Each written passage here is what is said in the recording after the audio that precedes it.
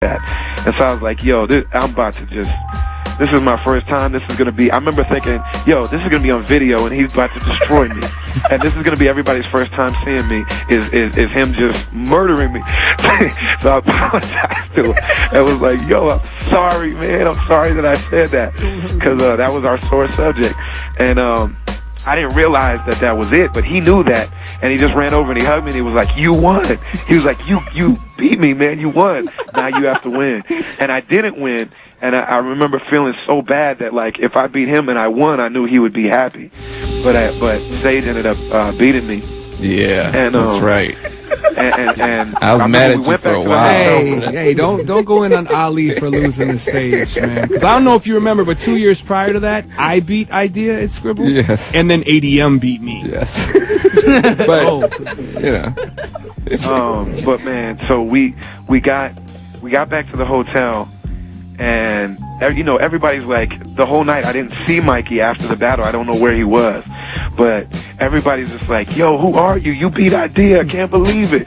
Like, that was the first time I ever felt like somebody, you know what I'm saying? And the whole time, like, that feels good, you know.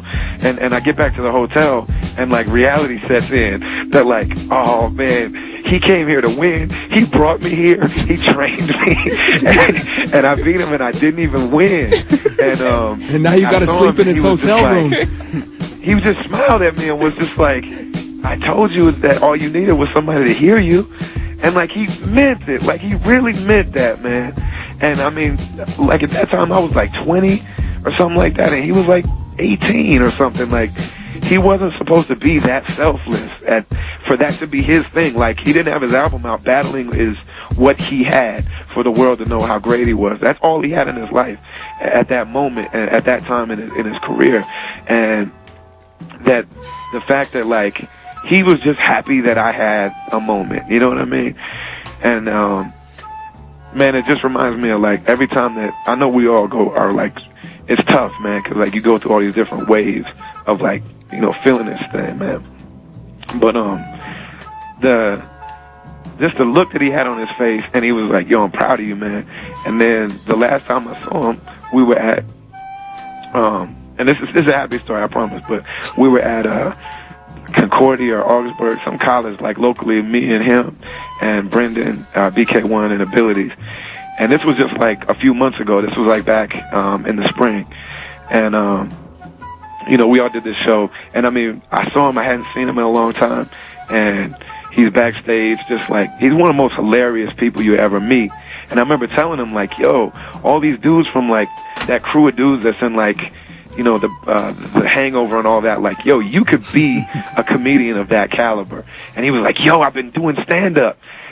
And so he did this stand-up routine for me and Max and BK backstage, and it was hilarious. And, like, he got on stage and the audience was just like drunk college kids, and he's saying the most outlandish stuff to them, like he's doing his Andy Kaufman thing, like really trying to just say just ridiculously weird things to them, and they were responding. And then during our set, we had a really great set, and he ran out on stage during the middle of my set. I'm in the middle of a song, and he jumped on my back like a piggyback ride and was just kissing me on top of the head.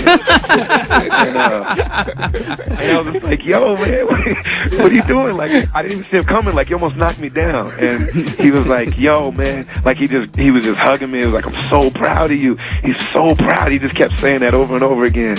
And then I beatboxed for a minute and he freestyled, and it was just really great, man. And out of all the things that, you know, we all, like, feel about this person, like, he was just he just wanted you to, he wanted everybody to be their best.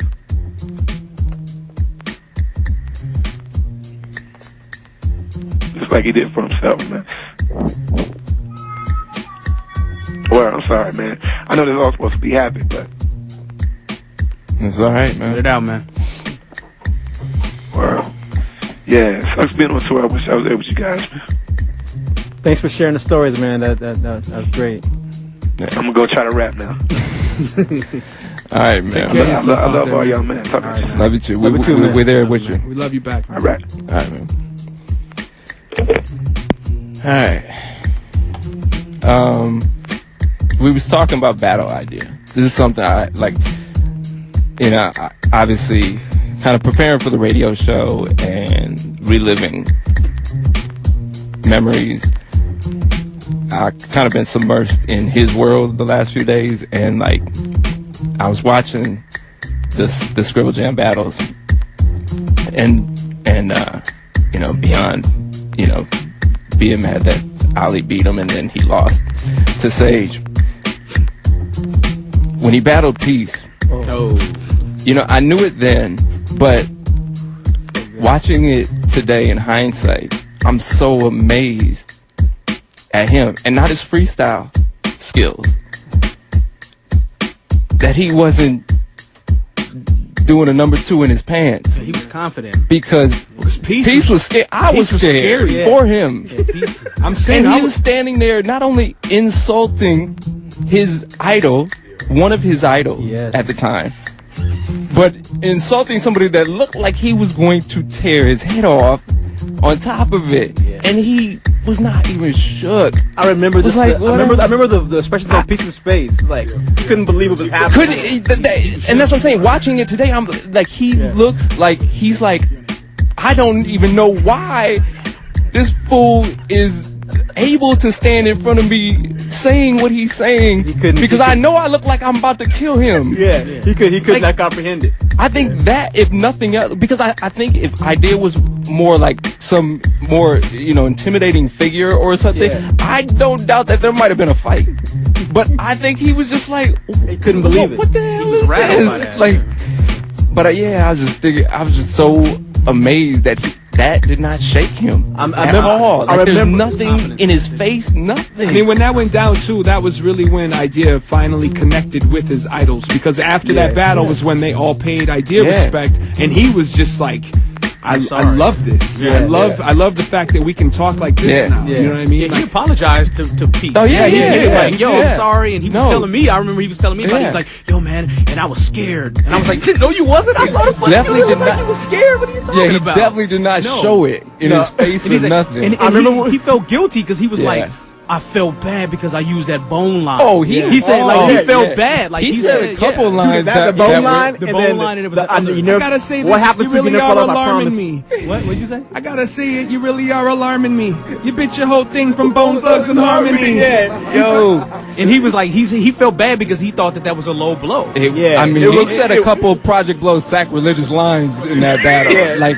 I mean, that was a low blow. That was, but that's what it took. That's what it took. But that's what I'm saying. But and he didn't say it because he thought that. He said it because he knew if he said it, he would beat him. He would get a reaction from. I was like, when he said that piece of space, and when he said, "What happened to? I know you never fall off. I promise." That, like, yo, that whole thing, like, you know, that their tagline was like, "We'll never fall off." I promise. He goes, like, what happened to that line? Like, you like questioning him on the whole like, mantra. Watching that, man, just tripped me out how like rock solid he was at that time. But that's Mikey.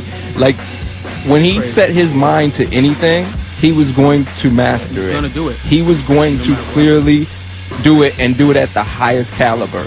And then when he did that, he would put it away and he would move on. I remember after he kind of got out of all the battling, we all went to Hawaii to do a show, and Bird just reminded me of this. He bought a ukulele, and he promised he was going to learn how to play this ukulele. And I don't even think we was home yet before he already had a couple of things figured out on this ukulele. You know what I mean? And to me, that was like when I knew that rapping ain't gonna be enough for this guy. You know, I mean, and look at me, like, I still ain't learned how to, I mean, I can't even hit blocks on time. You know what I'm saying? This is a kid that went and learned how to play a grip of instruments, and learned how to just really learn how to record music, learn how to, you know, and it was like, he learned as he was going too. It was crazy. Like, he didn't let it stop him that he didn't know. He did it as he went. Because I remember when he was doing the Firstborn, not the Firstborn, the Oliver Hart album, because he would hit me up and be like, yo, you know, Carnage, you got to come through. I got these beats, and you got to hear what I'm doing with my new record. And I'm like, you making your own beats? He was like, yeah. I was like, how many times have you done that? He was like, never, but I don't care. Yeah. And I go there, and he played beats for me, and I'm like, dude, you ain't make that. Abilities made that, dude. He's like, nah, man, I made this. And he showed me the program. He showed me how he did it. And I'm just like, dude, And he had the boom boom bip too. Like his beats knocked. No, you know they did not. Yeah. I mean, I've been hearing instrumentals all night long. Like I remember when he made that. You know, I remember him playing a beat for me and saying, I want the snare to sound like Tribe Called Quest. I was like, what do you mean? He's like, I want it to be so loud it hurts. How come none of the drums have the snares like Tribe Called Quest? I got these beats. I remember one time, my first time getting brave enough to go hang out with any rappers and take my horrible freestyle to anybody's house, as I was with Crescent Moon and Nomi, and we went to Mikey's house and met Ali. It was me and Nomi and Alexi, Ali and Mikey in a circle. And Mikey's like, all right, you stand here, and we're gonna do 8 bars, and you just catch on and you just go. And I mean, I still can barely freestyle, but back then I was just awful, and I was just getting schooled in a circle by everybody I was hanging out with. And Alexi was just like, "No, you're cool. Just hang out. It's cool. It's all good." And it was not all good. Like every time it came to me, I would not only drop the ball, but everybody, Ali would be like, "This, who is it? Who is your friend?" Ali is the king of that. Yeah, this is bright purple puffy jacket Ali. That's what I'm saying. And he's he's looking at Alexi like, who did you bring here? You know what I'm saying? And after it was all done and everybody left, I met Mikey pulled me aside and he was like, "You gonna come back next week?" And I was, he wouldn't give up on you until he said that. I absolutely was not coming back next week. You know, and when he said it, and the look on his face was like, I know you're terrible at rapping right now, but are you coming back next week? Because it was good to have you here. And that whole thing flipped up later on after he kind of changed his idea on what he was going to do with rapping. And he invited me to his studio, and he's like, bring some guitars. Yeah, you play guitar. Yeah, he's like, come play guitar on this. I got this thing I need you to do. And just, I don't know, man. Most of my interactions with him, you know, he brought me on my first Rhyme Sayers tour. And we ended up touring together a few times, and all of my really good stuff with him was all brain. I'm a real heavy thinker. I like going into what the world is about and what my brain's about. And he was advanced, man. He had enough time being a rap star at a really young age to where he got a chance to think about the world in a way that like a 60-year-old retired guy can sit and reflect on his life.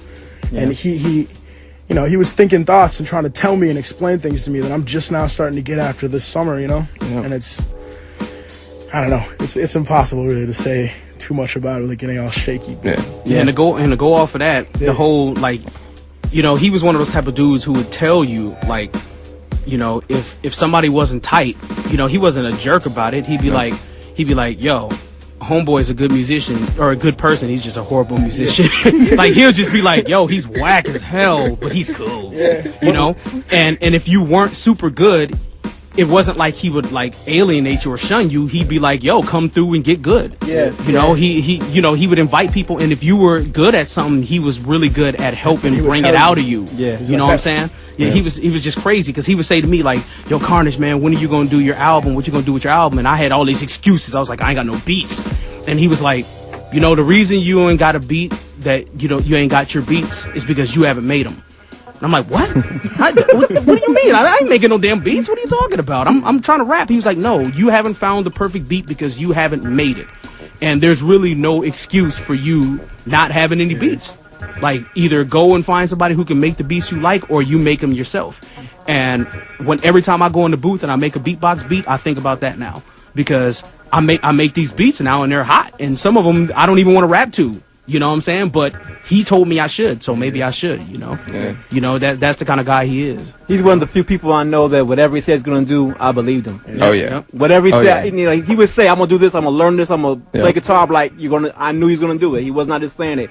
If he said he's going to do it, he did it. Yeah. I think we got another caller on the phone.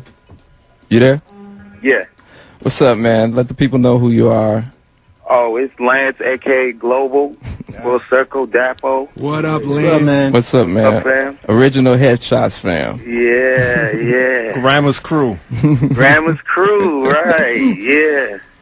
I was just thinking about Mikey, my fondest memory. I mean, I have a gang of them, but the one I think is the coolest is had to be like 1994. We was